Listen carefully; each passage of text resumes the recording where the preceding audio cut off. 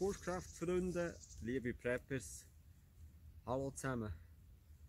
Ich zeige in diesem Video heute ein bisschen, wie man sich einfach tarnen kann, respektive verstecken, wenn es ein bisschen brenzlig wird. Ich habe mir hier ein kleines Lager aufgebaut.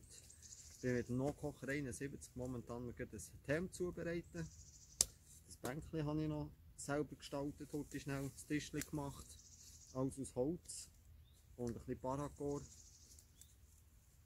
Mir ein kleines Tag aufgestellt. Im Hintergrund sind sie irgendwo an einer Schiessstange am Schiessen, passt ja perfekt.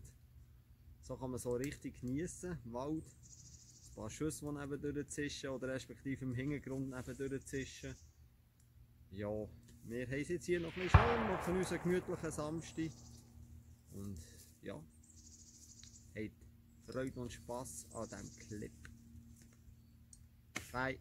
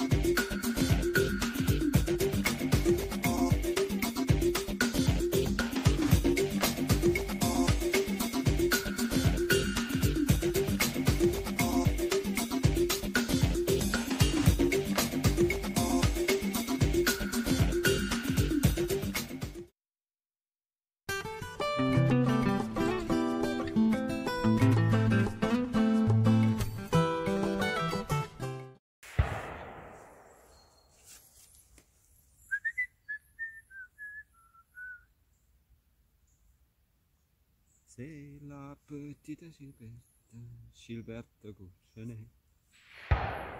Ah, ist das herrlich. Gell, Ivy?